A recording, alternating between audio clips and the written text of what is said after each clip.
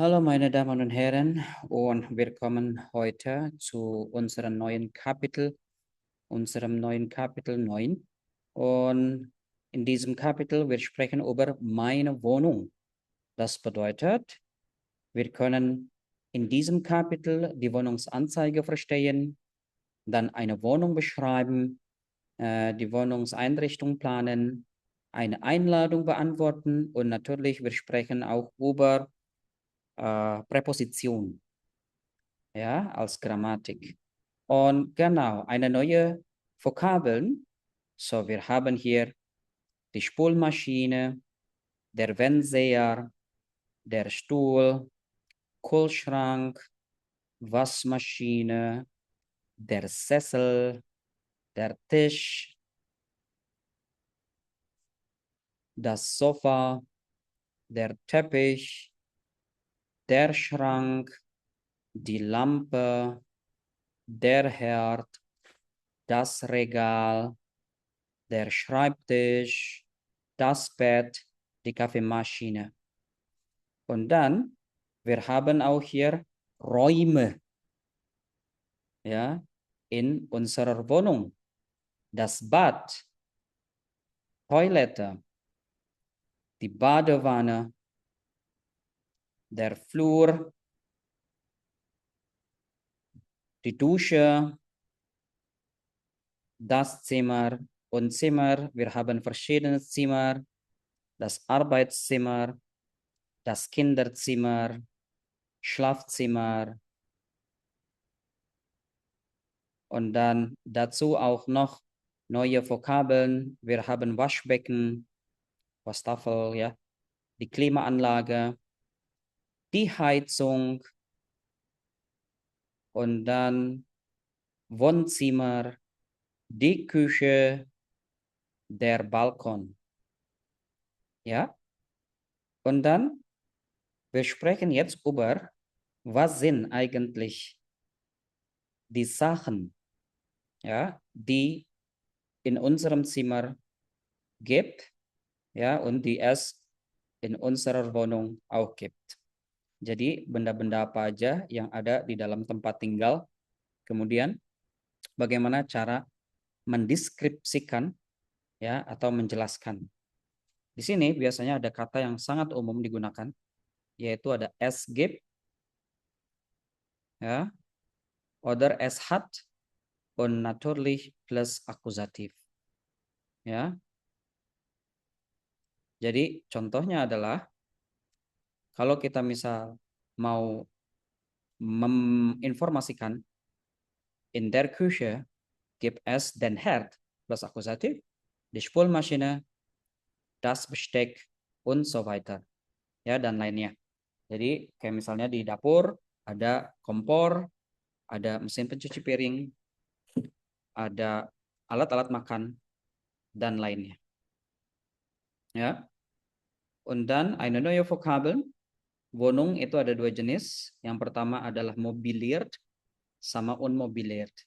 Ada yang furnish, ada yang unfurnished. Ya, mobiliert berarti ada perabotannya, sedangkan unmobiliert tidak ada perabotannya. Ja. Dann hier zum Beispiel.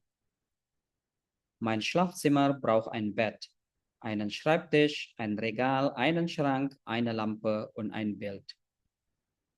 Dein Wohnzimmer braucht ein Sofa, eine Lampe, einen Fernseher, einen Tisch, einen Teppich und einen Sessel. Dan hier, im Schlafzimmer, ya, untuk mendeskripsikan kamar tidur kita misalnya, nanti mungkin silahkan bisa dibuat Beispiel. Im Schlafzimmer gibt es einen Sessel, einen Tisch und einen Stuhl. Gibt es plus Akkusativ, ya. Mein Schlafzimmer hat 2 Fenster. Mein Haus hat 3 Zimmer. Es gibt Arbeitszimmer, ein Wohnzimmer und ein Schlafzimmer. Im Schlafzimmer gibt es einen Tisch, einen Stuhl und ein Bett. Das sind jetzt Beispiel bagaimana caranya kita untuk mendeskripsikan tempat tinggal kita. Nah, ada beberapa istilah yang memang digunakan. Pertama, misalnya ich bin zu Hause, berarti itu adalah keterangan ketika kita lagi di rumah. Ich gehe zu Hause, ya, saya pulang ke rumah, ya. Ich bin am meisten Zeit im Arbeitszimmer, saya seringnya di ruang kerja. Itu juga bisa untuk digunakan ketika kita menjelaskan ruangan mana favorit kita, gitu ya. Dan es gibt natürlich viele neue Vokabeln hier. Später, du hörst auch vielleicht nochmal das Audio selbst zu Hause. Silakan didengarkan videonya gitu ya, audionya. Und dann hier, wir haben Präposition. Ja, Präposition hier, wir haben zwischen, über, neben, ya, zwischen, in between atau di samping, über di atas tapi tidak menyentuh gitu ya. Neben, in, an, ya, auf, unter, vor, hinter, ya. Dan das ist jetzt Beispiel. Nanti kita akan jelaskan seperti apa preposition ketika dibuat dalam satu kata. Ya, dan di Wohnungssuche. Di Wohnungssuche ini memang hal yang bukan mudah in Deutschland. Normalerweise, das ist jetzt ein bisschen schwierig, karena banyak sekali tempat tinggal yang penuh dan lahan yang sempit. Jadi untuk mencari Wohnung kosong atau kosan kosong itu memang agak challenging ya di Jerman. Das ist jetzt Beispiel. Die Wohnungssuche von Carla und Alex suchen eine neue Wohnung und wir lesen jetzt die Nachricht. Hallo, wir möchten endlich zusammen wohnen.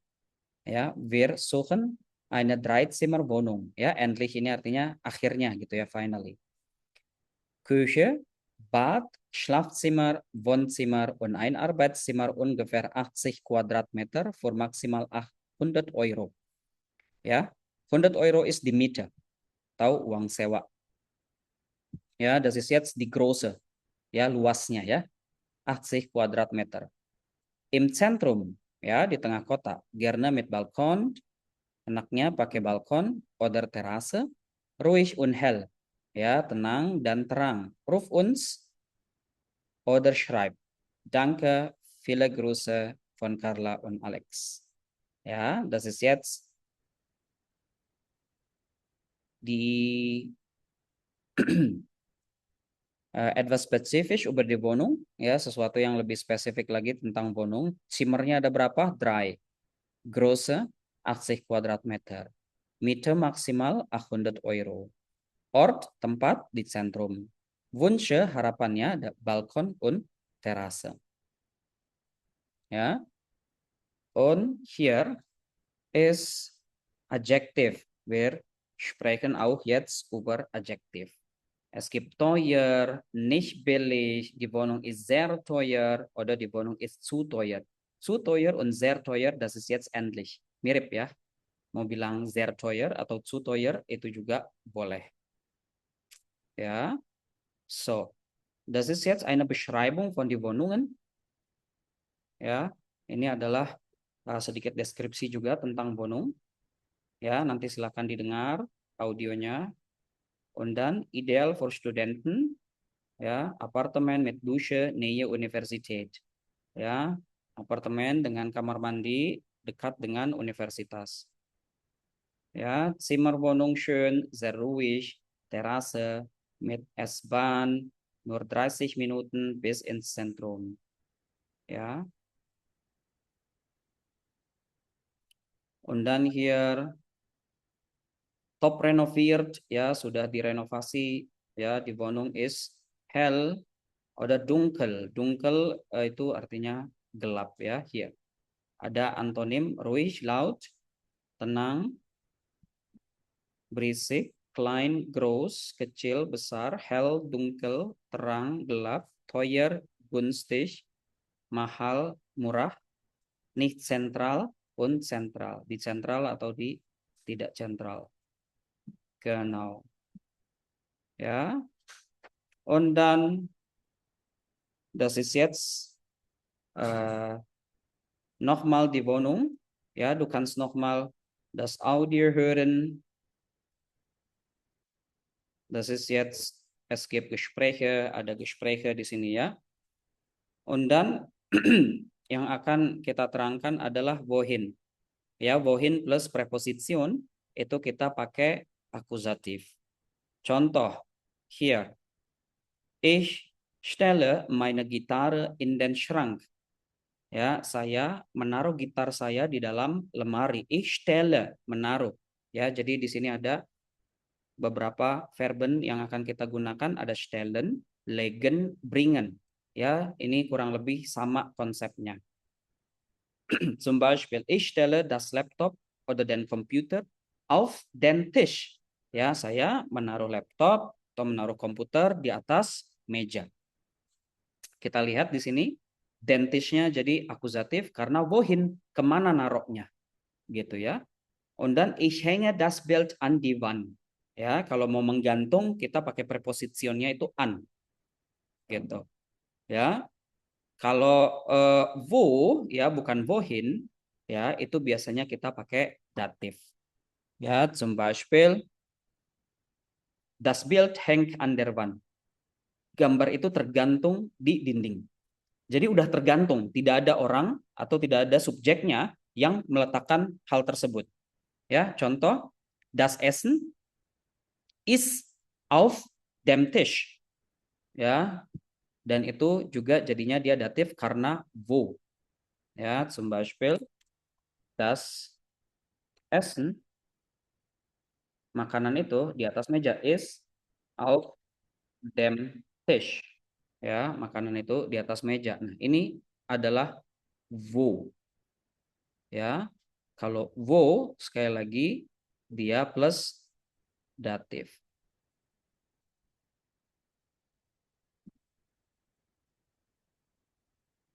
Nah, sedangkan wohin plus akusatif. Ja, wohin stellen wir den Stuhl? Wir stellen den Stuhl in den Flur.